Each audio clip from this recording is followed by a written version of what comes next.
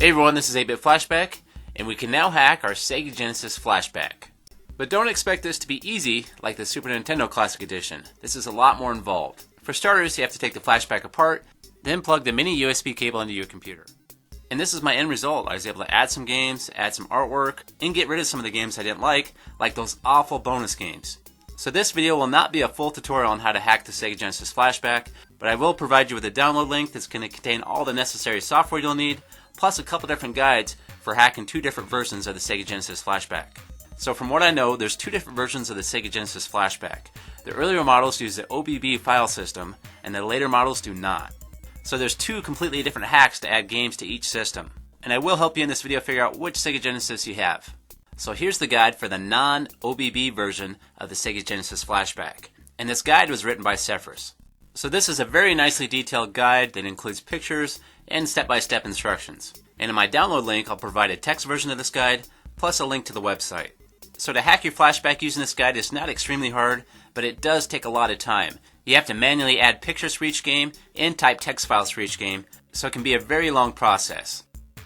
And here's a guide to mod the OBB version of the Sega Genesis Flashback, and this guide was written by JK Gamer. So when you're using this guide to mod your Sega Genesis Flashback, it is a lot harder. There is a lot more steps involved to make it work. But I have figured out a way to eliminate about half of these steps. So when you're using this guide, you'll get to a part in the guide where it talks about rebuilding the OBB file.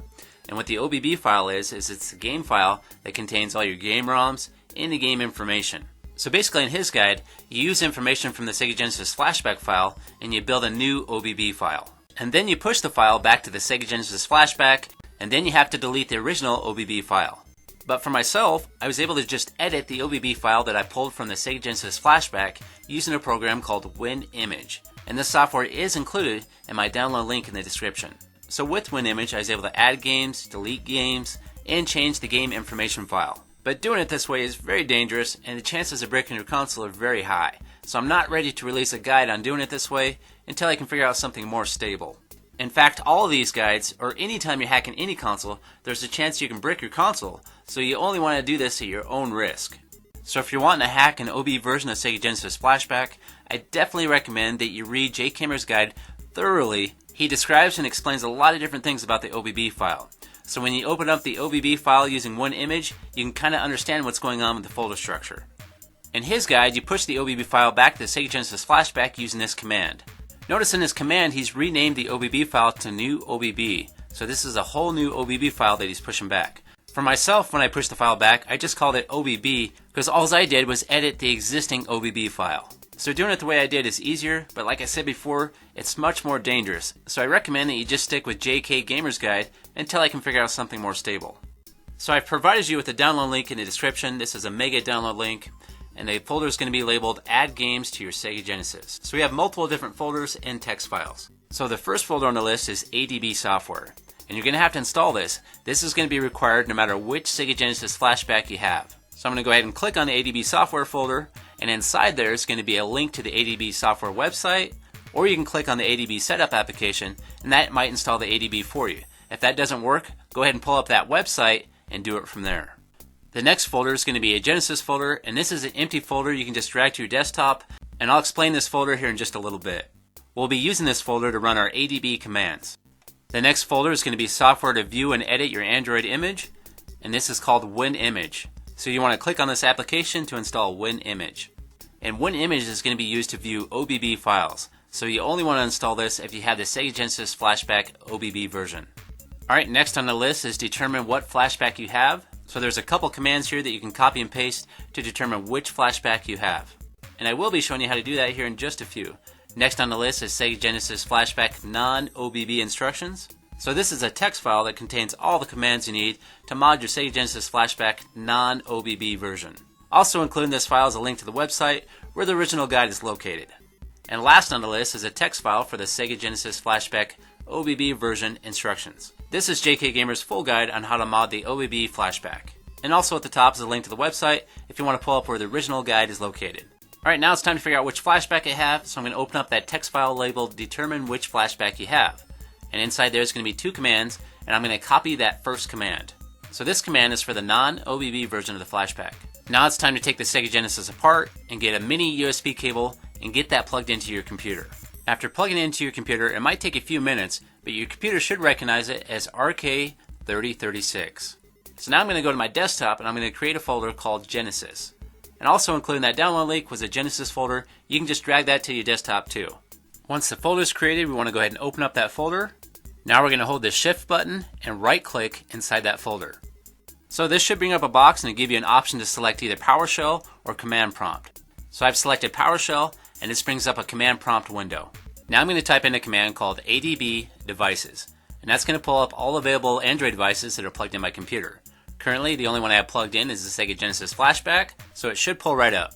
After I'm done typing the command, I'll press enter. And there's my Sega Genesis Flashback. Now I'm going to paste that command I copied earlier by right-clicking on the cursor. And this command is for the non-OBB version of the Flashback. And when I enter this command, it should pull a game information file and save that to the Genesis folder. But as you can see here, when I enter that command, it says does not exist. So that's a pretty good indication that this is an OBB version of the Flashback. So now I'm going to copy that second command for the OBB version of the Flashback. Now I'm going to go ahead and paste that by right-clicking at the cursor, then press enter. Now it's doing something different. I can see the cursor over here blinking. That means it's processing something. So what it's doing right now is it's pulling the ROM file from the Flashback, and that's going to copy that to that Genesis folder. And this process will take a few minutes to copy the file. I'm going to go ahead and fast forward it so we don't have to sit here the whole time. And once you're done, you should get a confirmation showing the size of the file and how long it took to do it.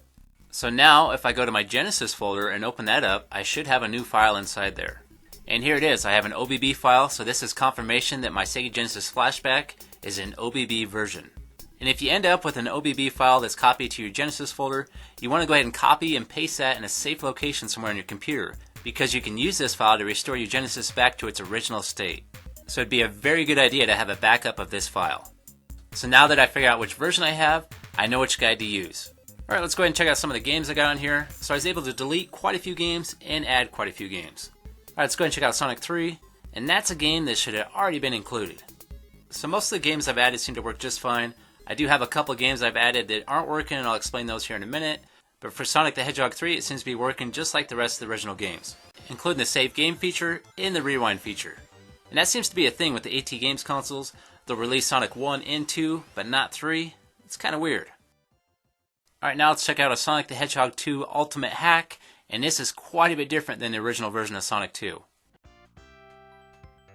And as you can see in this game, the level design is more like Mario than a traditional Sonic game, but it's still quite a bit of fun to play.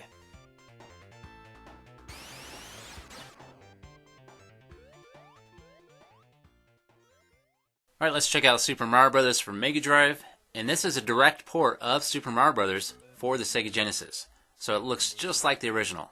But the sound's just a little bit off, and there's a little bit of lag with the controller, but it's still plenty playable. Now let's check out Super Mario World 64, and this is a homebrew game, but the graphics look very similar to Super Mario World on the Super Nintendo.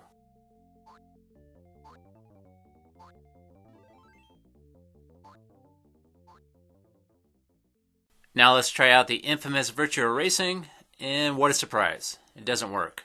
I don't know if there's a clone console out there that can play Virtua Racing. So all the games I added are located in the Sega Games folder, but I can add them to other locations like Mortal Kombat, Sonic games, or the bonus games. And as you can see here, I have Space Harrier 2 located in the bonus games, and I got rid of the rest of those terrible bonus games that were included in the original software. And here's Wolfenstein 3D, and this is a fan-made port of the game. And when you're adding and editing these games, you can add your own description or your own game title. So when I was younger, I played quite a bit of Doom, but I never really got into Wolfenstein. But this game's a pretty solid game, especially on the Sega Genesis. So overall, most of the games I added worked just fine. But Super Street Fighter 2 was another one of those games that did not work. But I still have a couple more versions of that ROM that I'm going to be testing out, and I'll let you know if they work. Alright everyone, thanks for watching. If you liked that video, please click that like button. And if you want to hear more from me, please subscribe. And if you want to see more of my videos, just click any of these links.